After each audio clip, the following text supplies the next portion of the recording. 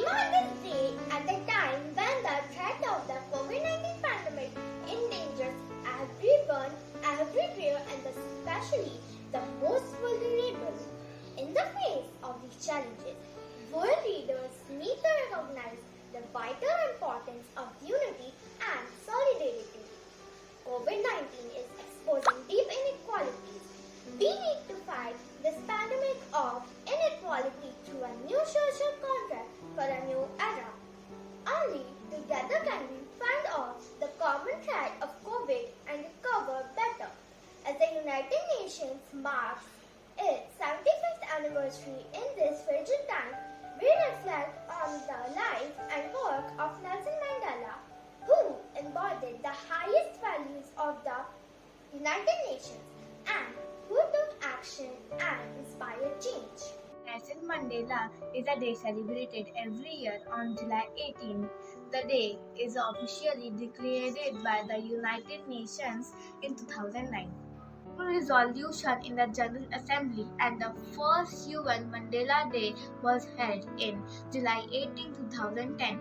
The day is not meant as a public holiday but to celebrate the life and works of Nelson Mandela through volunteering and community service.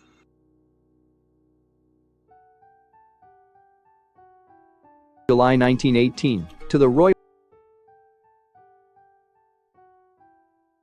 His name was Gadla Henry Mfakanyiswa Mandela, and his mother's Noskini Fanny. His original name was Ralalala, and he got the name Nelson from a teacher at the age of 7.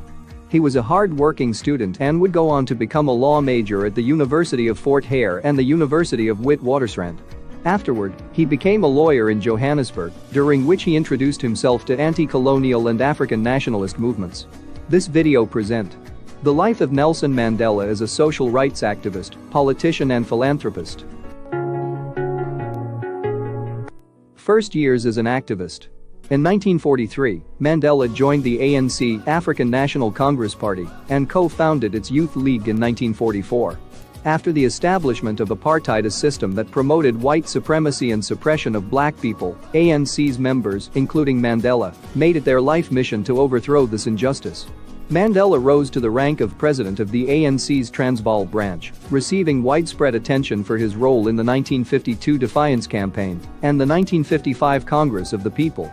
Not surprisingly, he was increasingly unpopular among the white-only authority. In 1956, he was arrested for treason and served 5 years in prison. After discharge, along with his fellow ANC members and the South African Communist Party, SACP, Nelson co-founded the militant group named Umkhonto we Sizwe, the Spear of the Nation, and led an anti-government sabotage campaign. Unfortunately, he was re-arrested in 1962, this time sentenced to life imprisonment for conspiring against the nation. Prison life and rise in influence. Mandela spent the next 27 years in prison, transferred from Robben Island to Pollsmoor Prison and Victor Verster Prison. During 18 years staying in Robben Island, he and his comrades were physically and verbally abused by the white guards. Mandela's eyesight was also permanently damaged due to having to work at a lime quarry without glasses. Nonetheless, his influence as a human rights activist grew despite all the terrible conditions he had to endure in Robben Island. Nelson rose to become a prominent figure among ANC prisoners on the island and expanded his sphere of influence beyond that, joining a group representing all Robben Island political prisoners called Ulundi, through which he built connections with 2 other activist groups, the Pan-Africanist Congress and Ukai Chan Club. Later, he initiated a movement called the University of Robben Island, enabling prisoners to share the expert skills and knowledge, with Nelson himself debated socio-political topics with his comrades. To the white guards that mistreated him, he sought to understand them and convert them to his cause. In 1982, he and some other ANC figures would be transferred to the second confinement, Pollsmoor Prison. The reason for this transfer was suspected to be the authorities' fear of Nelson's rising prominence in Robben Island.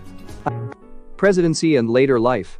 In 1991, Nelson became president of the ANC and collaborated with President de Klerk to end apartheid peacefully, promising equal rights for everyone. Their fight for the peace of South Africa earned the pair the Nobel Peace Prize in 1993.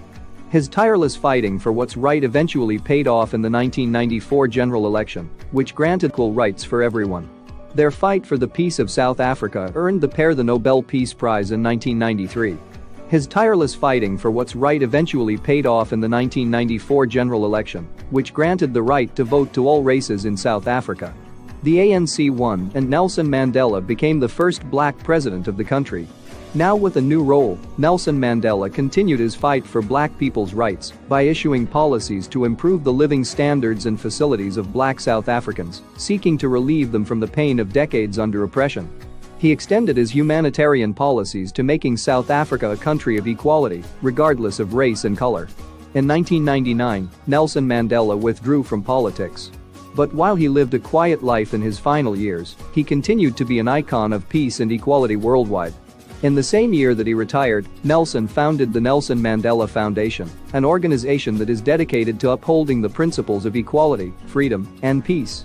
In South Africa, he is often referred to by his Xhosa clan name, Madiba, and described as the father of the nation. His pass away in 2013 saddened the world and left many in tears, but his status as a symbol of equality, peace, and humanitarianism will stay forever. This Nelson Mandela Day, the call to action for the people of South Africa is for each of us to ignite the embers of Ubuntu and tackle food insecurity by working together. Introducing the Nelson Mandela International Day theme for 2021, one hand can feed another.